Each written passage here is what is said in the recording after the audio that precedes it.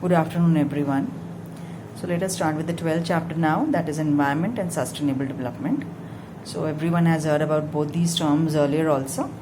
Now let us talk about the two in detail. The concept of environment we take up first. So what is environment? Everyone knows environment is defined as all those conditions and their effects which influence human life. It is a sum total of the surroundings and the totality of the resources that affects our existence and the quality of our life.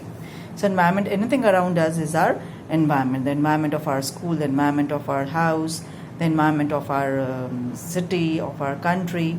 So according to the Environment Protection Act 1986, so environment is defined as environment includes water, air and land and the interrelationship which exists amongst and it is between the water, air and land, that is a relationship amongst all these and all the relationship of all these three elements with human beings as well as the other creatures, the plants, the microorganisms and the property, that is the land and everything. So this is what the meaning of environment is. Now from this definition the following things are suggested, that is these are physical or abiotic as well as living or biotic elements in the environment. Physical elements include what all? Land, water, air, soil, climate, mountains, minerals and all the other resources which nature has provided to us as a free gift of nature. Yes. Then coming to the next one, we have the living elements, which includes all kinds of living creatures, yes, like plants and animals which impact human life. These are the biotic elements. Now coming to the significance of or the functions of environment. Everyone knows how important environment is for all of us. Yes, so let us do it in detail. Environment offers resources for production. Anything which is produced in the industries, yes. So anything which is produced, it is using the natural resources. So environment includes physical resources, which is minerals, wood, water, soil, and to name a few, which are available to us as free gifts of nature. These resources are used as inputs for production. So in fact, production is simply the process of conversion of natural resources into useful things. Anything which we are producing in the industries. So directly or indirectly we are getting that from the nature. So they are the raw materials which are used and processed in the industries, which are made into final goods which we consume. So then we have two concepts of renewable and the non-renewable resources, which we have taken up earlier also. The renewable resources are those which can be renewed. Yes, so for example, wood, sea animals. So all these, they are renewable sources.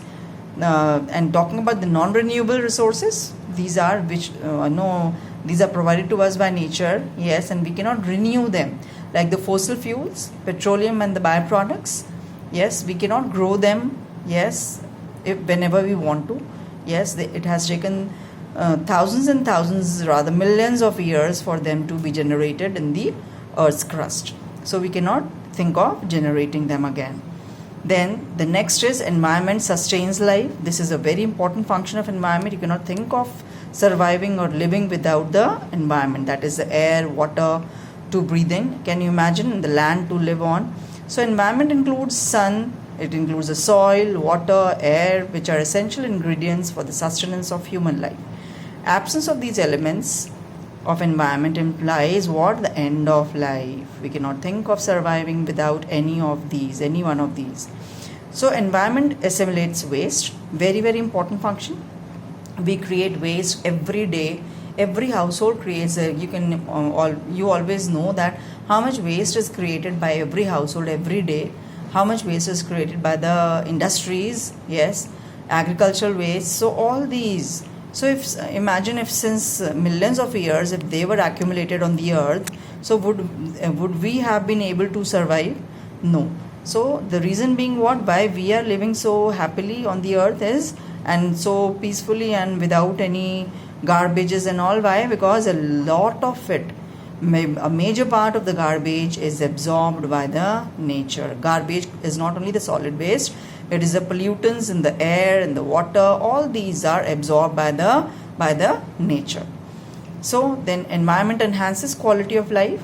Surroundings include rivers, oceans, mountains, deserts. We all enjoy going to hill stations. Yes, so it improves our quality of life. So it is of scenic beauty. We enjoy the sceneries. Yes, beaches and all. So all these are the various functions of environment. Now coming to the two basic problems related to environment. Yes, the two major problems related to environment are problem of pollution we take up and the problem of excessive exploitation of the natural resources by man, or it is a degradation of the natural resources. Now if we take up the first problem of pollution, everybody knows about the various kinds of pollution: air, water, soil, noise. Yes, so let us talk about, so pollution is what? Pollution refers to the activities or of production and consumption which challenge purity of air and water and thereby pollute the environment. So it is a serious emerging challenge related to the process of growth. Yes, production is carried out by the industries, but at what cost? Polluting the environment in the form of air pollution, water pollution, the pollution of the soil or the land in the nearby areas. Yes, so pollution has three forms: air pollution, water pollution and the noise pollution. So let us talk about each of them, although everyone knows about each of them. Now let us see what they have given. Air pollution, how is it caused? Air pollution, there are so many ways of the air pollution being caused. Pollution is caused, it means what? It leads to depletion of oxygen. So air pollution occurs owing to the presence of pollutants in the air. These pollutants may be poisonous gases such as carbon dioxide, carbon monoxide, or maybe suspended particles such as dust, pollens and smoke. The following factors contribute to air pollution. What all factors are responsible for this air pollution? Smoke emitted by the industries, particularly those using coal as an energy source. Poisonous gases emitted particularly by the plastic and the leather industries in the process of chemical treatment. These are only a few examples. Yes.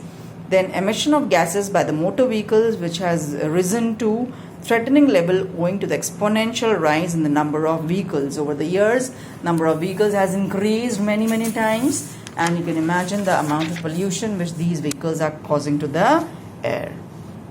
Then the next is water pollution. Like air, water is also an essential element of human life. Everyone knows we cannot think of surviving without water, but the problem is we have polluted water bodies beyond limits. So pollution of water relates to contamination of water. Use of polluted, contaminated water leads to diseases like diarrhea, hepatitis, to name a few. So following are the principal contributors towards pollution of water. Industrial waste, yes, that is particularly of those using chemicals as inputs, which are thrown into the rivers and the other adjacent water bodies. Domestic sewerage, which flows into streams and rivers. Agricultural runoff, which is mixed with pesticides. Yes, so they also reach the rivers and the streams. Then thermal powerhouses are a big contributor. They discharge ash, which is mixed with water and which runs into the water bodies, thereby polluting it. Then we have the noise pollution. This is the mechanization has raised the levels of efficiency, but it has equally raised the level of noise pollution. Yes, noise pollution. What are the various ways in which pollution of noise is caused? Sound produced by machines used in the industries, sound produced by cars, trucks, other means of transport, sound produced by machines in construction work, even the unwanted sounds like when you are playing music loudly, even that is causing pollution. So these are the various ways in which pollution is caused.